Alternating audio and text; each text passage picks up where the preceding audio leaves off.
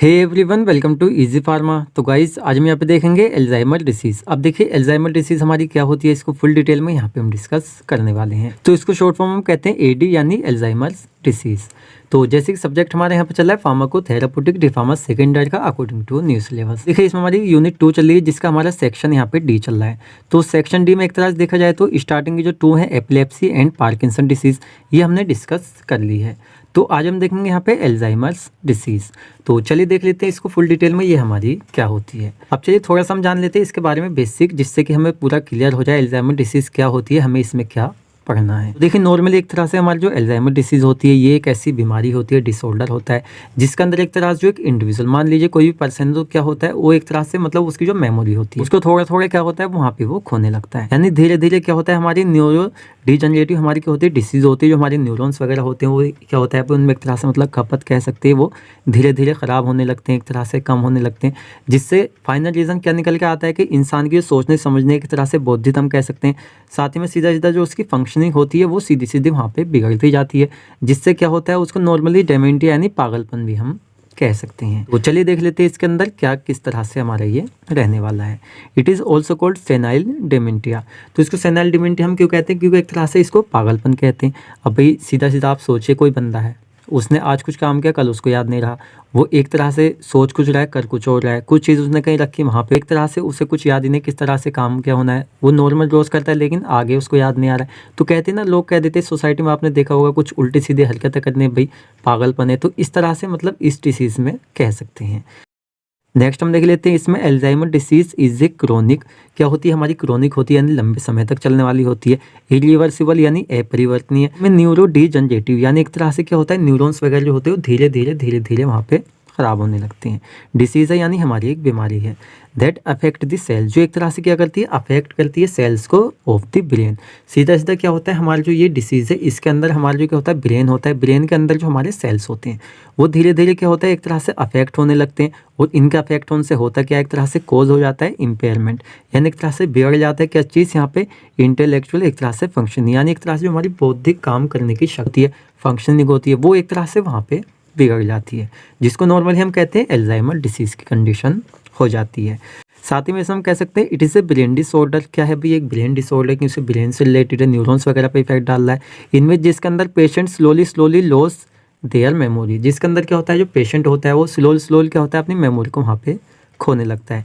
Thinking ability एक तरह से सोचने समझने की क्षमता, एंड साथ में इवेंटली क्या होता है अंत में सीधा सीधा क्या होता है उसकी जो कैरी करने की यानी आसान कार्य करने की जो क्षमता होती है उसको भी वहाँ पे क्या कर देता है वो लॉस कर देता है। तो एक तरह से कह सकते हैं प्रॉपरली कंडीशन यहाँ पे एल्जाइमर डिसीज़ की आ जाती है, यानी एक तरह से देखा जाए तो ब्रेन की तरफ से क्या हो जाए पूरा वो मतलब मेंटली टाइप से हो जाता है।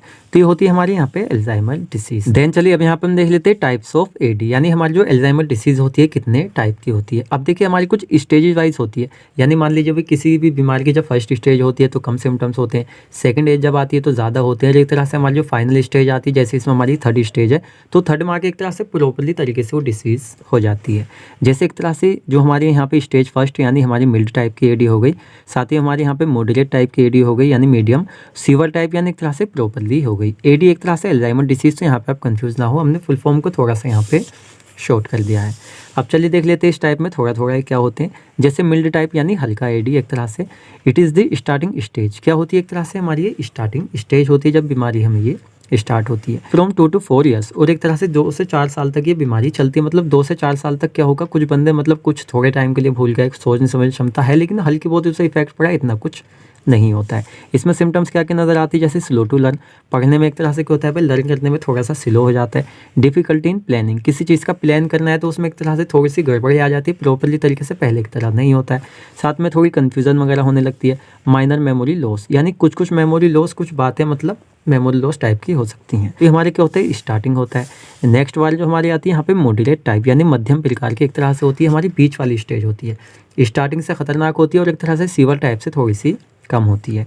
इसमें क्या होता है it is the longest stage, ये क्या होता है एक तरह से बहुत टाइम के लिए चलती है। जैसे कि यहाँ 2 से 10 साल तक क्या होता है एक तरह से ये कंडीशन हमारी चलती है। उसमें सिम्टम्स क्या नज़र आते हैं, जैसे डिफिकल्टी इन अंडरस्टैंडिंग, किसी चीज़ को भी हम समझ रहे हैं, जैसे मान लीजिए आप टॉपिक पढ़ रहे हैं, इस टाइम आप वीडियो देख रहे हैं तो आप अंडरस्टैंड करने की कोशिश कर रहे हैं एल्जाइमर डिसीज़ क्या होती है, लेकिन यहाँ पे ये क्षमता जो है आपकी कम हो जाएगी अगर ये आपको टाइप के मतलब इस टाइप का अल्जाइमर है। तो साथ में एक तरह से understand the current situation, date and time, क्या हो जाएगा जो करंट टाइम में हमें, जैसे कि मान लीजिए आज क्या डेट है तो भाई हमें पता है क्या डेट है, लेकिन इस कंडीशन में क्या होता है इंसान को पता ही नहीं होता है भाई आज डेट क्या है, क्या सिचुएशन है, क्या सिचुएशन मतलब सिचुएशन की कहते हैं ना नज़ाकत को समझिए भाई टाइम की, वो एक तरह से नहीं समझ पाता है। साथ ही में क्या होता है भाई इसमें और भी टाइप के होते हैं, जैसे डिफिकल्ट इन स्पीच देने में दिक्कत आ सकती है, साथ ही में रीडिंग पढ़ने में, साथ ही में लिखने में कन्फ्यूज़न वगैरह, एक तरह से कन्फ्यूज़न इसमें भी थी लेकिन इससे ज़्यादा यहाँ पे कन्फ्यूज़न फील होने लगेगी। नेक्स्ट हम देख लेते हैं यहाँ पे इसी में, जैसे forget recent event and history. मान लीजिए भाई जैसे कोई शादी वादी फंक्शन है, कल आपके घर में कोई शादी थी तो कोई नहीं आपने एंजॉय की, लेकिन उसके दूसरे दिन को आप भूल गए किसकी शादी थी, कुछ हुई नहीं थी।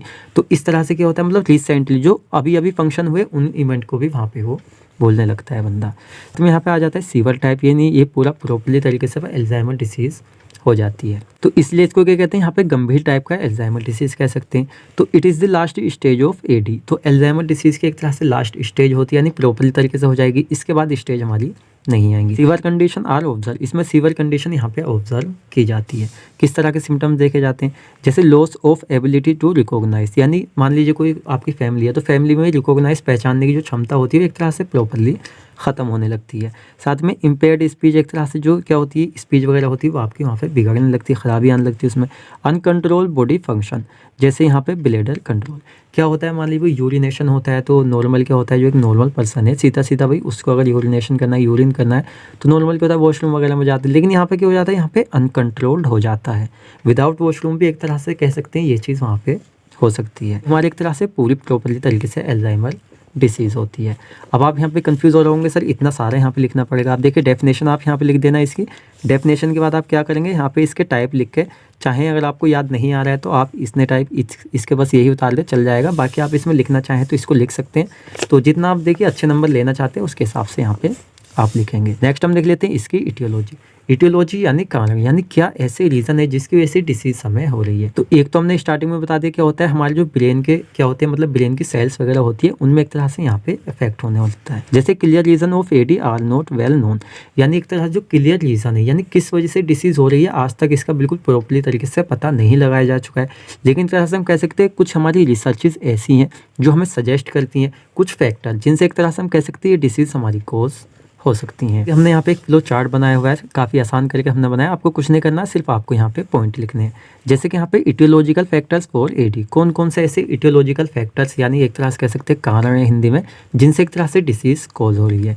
जैसे काफ़ी सारे यहाँ पे फैक्टर्स होते हैं, जैसे स्टार्टिंग हम करते हैं यहाँ पे इन्वायरमेंटल फैक्टर्स है। तो इन्वायरमेंटल फैक्टर क्या होते हैं, मान लीजिए भाई कुछ लोग क्या करते हैं तंबाकू वगैरह खाते हैं, स्मोक करते हैं, एल्कोहल वगैरह ड्रिंक करते हैं, पेस्टिसाइड्स वगैरह, ये एक तरह से उनके मतलब आपने खा लिया है किसी वजह से, तो क्या हो सकता है ये डिसीज़ एक तरह से मतलब अल्जाइमर डिसीज़ वहाँ पे कॉज हो सकती है।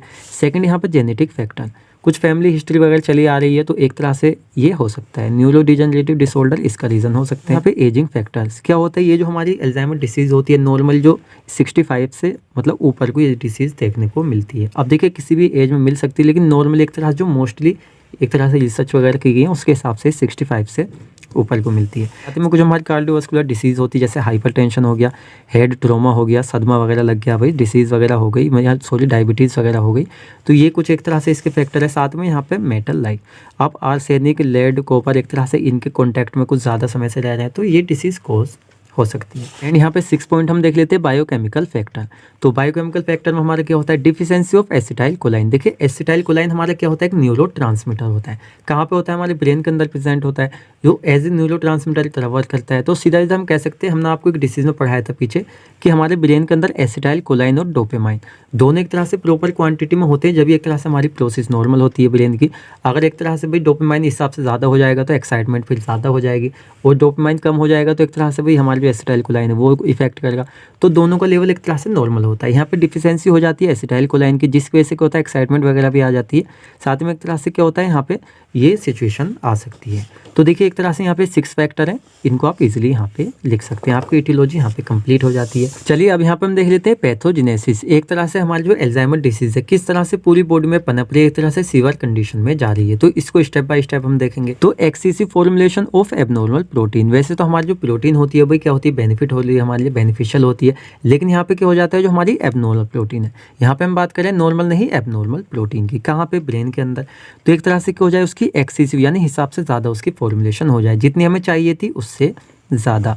तो ज़्यादा अगर ये हो जाएगी तो क्या करेगी, यहाँ पे न्यूट्रिटिक प्लेग एक तरह से प्लेग को जनरेट कर देगी। प्लेग क्या होता है, एक थक्का वगैरह होता है, आप इस चीज़ को जानते हैं। कहाँ पे, 8 नर्व टर्मिनल और साथ में यहाँ पे न्यूरोफिब्रिली टेंगल्स इन सेल के अंदर। तो यहाँ पे क्या हो जाएगी, एक तरह से जो एक्सेसिव क्या है फॉर्मुलेशन किस चीज़ की, एबनॉर्मल प्रोटीन की, वो हो जाएगी, जिससे एक तरह से प्लेग वहाँ पे वो जनरेट करेगी। इस प्लेग से यहाँ पे क्या रिजल्ट निकल के आएगा, दिस एबनॉर्मल प्रोटीन डैमेज, ये जो एक तरह से एबनॉर्मल प्रोटीन जो एक्सेसिव क्वांटिटी में फॉर्मुलेशन जिसकी हुई है, ये क्या कर देगी, यहाँ पे डैमेज कर देगी न्यूरॉन्स को।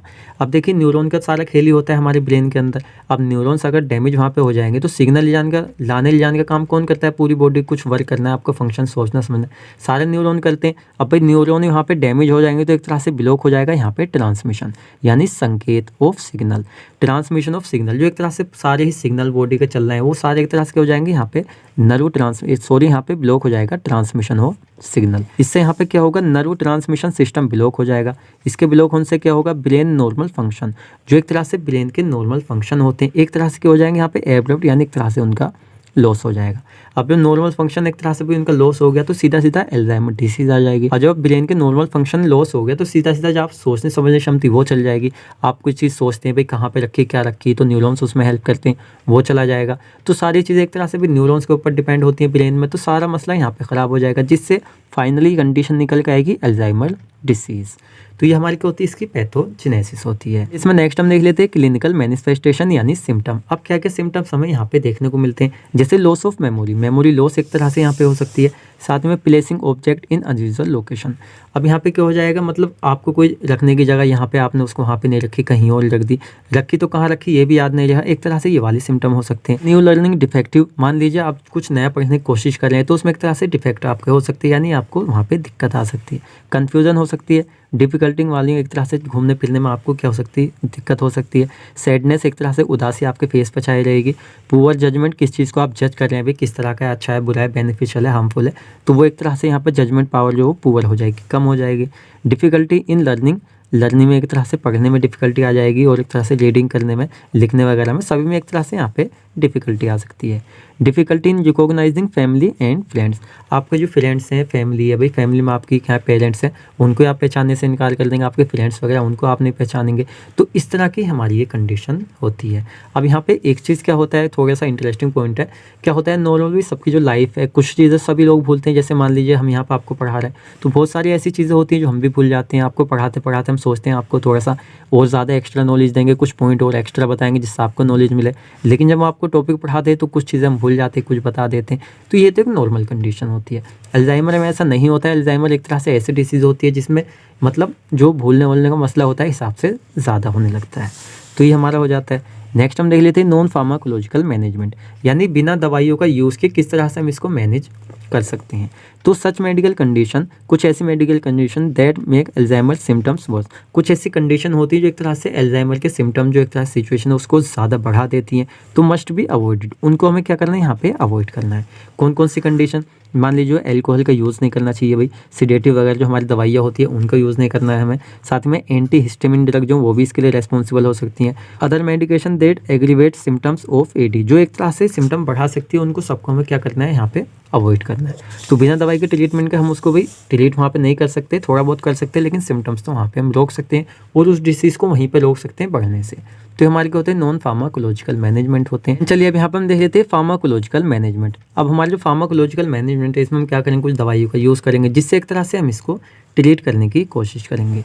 जैसे यहाँ पे स्ट्रेस इनहिबिटर्स हमारे होते हैं, तो these drugs do not treat disease. देखिए ये जो हमारे क्या है, हमारे यहाँ पे इनहिबिटर्स हैं, कोलाइन स्ट्रेस इनहिबिटर, ये एक तरह से अल्जाइमर डिसीज तो ट्रीट तो नहीं करेंगे, लेकिन एक तरह क्या करेंगे, however they can slow the progression, एक तरह से जो उसके सिम्टम्स लगातार बढ़ते चल जा रहे हैं उसको यहाँ पे क्या कर सकते हैं, यहाँ पे स्लो कर सकते हैं। इन सम पेशेंट, यानी कुछ पेशेंट के अंदर, ज़रूर नहीं है सभी के अंदर ये अच्छे इफेक्टिव साबित हो, मतलब कुछ पेशेंट के अंदर एक तरह से देखने को मिल सकते हैं। The drug is more effective in the early stage. अब देखिए अर्ली स्टेज यानी हमारी जो स्टेज फर्स्ट थी जिसमें एक तरह से थोड़ा बहुत टाइप से इंसान को हो रहा था, स्टार्टिंग जो स्टेज है उसमें काफ़ी ज़्यादा इफेक्टिव ये होते हैं। जैसे हमारे यहाँ पे डोनफेंजिल हो गया, साथ में यहाँ पे गैलेंडेमाइन हो गया। सेकंड यहाँ पे हम देख लेते हैं मेमोरी इनहांसिंग ड्रग। अब देखिए एक तरह से भाई मेमोरी लॉस वाला मसला हो रहा है, तो कुछ हम ऐसी दवाइयाँ यूज़ करेंगे जो एक तरह से हमारी मेमोरी को इन्हांस करें, बढ़ाएं, जिससे कि एक तरह से हमें वहाँ पे हेल्प मिल सके, एक तरह से भूल रहे हैं हम चीज़ों को, वो एक तरह से हमारी अच्छी हो सके और डिसीज़ से हमें छुटकारा मिल सके। लाइक जैसे कोलाइन हो गया, डिनोल हो गया, साथ ही में यहाँ पे लेसिथिन हो गया, एक्सेट्रा। साथ ही में एसिटाइल कोलाइन प्रिकर्सर। एसिटाइल कोलाइन के एक तरह से लेवल डिक्रीज हो रहा है, जिसकी वजह से हमें ये मतलब डिसीज़ हो रही है, तो उसको हम क्या करेंगे, उसके प्रिकर्सर लेंगे जिससे कि उसको हमें बढ़ा सकें, जिससे एक तरह से बढ़ जाएगा तो सिम्टम जो हमें वहाँ पे कम हो जाएंगे। साथ ही में एंटी साइकोटिक ड्रग हम ले सकते हैं, हेलोपेरिडोल कैन भी इफेक्टिव होती हैं फॉर यहाँ पे एजुकेशन कन्फ्यूजन, जो एक तरह से जिसमें घबराहट हो रही है, कन्फ्यूजन हो रही है, उसमें काफ़ी ज़्यादा इफेक्टिव हमारी एंटी साइकोटिक ड्रग हो सकती हैं। एंड फोर्थ यहाँ पे एंटी डिप्रेशन ड्रग का हम यूज़ कर सकते हैं, जैसे यहाँ पे डेसिप्रेमाइन हो गया, ये क्या करती है, फॉर मैनेज डिप्रेशन, डिप्रेशन को मैनेज करती है। अदर मेडिकेशन जैसे एंटी इन्फ्लेमेटरी ड्रग ले सकते हैं, एंटी इन्फेक्टिव ड्रग ले सकते हैं। ये एक तरह से क्या होता है, सारी जितनी ड्रग हमने आपको बताई है सारी एक तरह से फिजिशियन के प्रिस्क्रिप्शन देने, एक तरह से डॉक्टर की कंसल्टेशन करने के बाद ही दी जाती हैं। तो खुद से कोशिश करना तो इनमें बेकार है। एक तरह से देखिए जो सिचुएशन होती है, फिजिशियन ही उसके थ्रू क्या करता है, प्रिस्क्रिप्शन बनाता है और आपकी कंडीशन के अकॉर्डिंग क्या होता है वहाँ पे दवाइयाँ लिखता है। अब इसकी डेफिनेशन हमने हिंदी प्लस इंग्लिश में लिखी हुई है, जो बच्चे लिखना चाहें इसको लिख सकते हैं। आपका जो टॉपिक है यहाँ पे ये कंप्लीट हो जाता है। अब आपको वीडियो लेक्चर कैसे आप में कमेंट करके बताएं, आपको अच्छा लगा है तो वीडियो को लाइक करें, अपने फ्रेंड्स के साथ भी शेयर करें, एंड आप हमारे चैनल पर नए हैं तो चैनल को सब्सक्राइब करें। तो मिलते हैं जल्दी ही आपसे नेक्स्ट वीडियो लेक्चर में।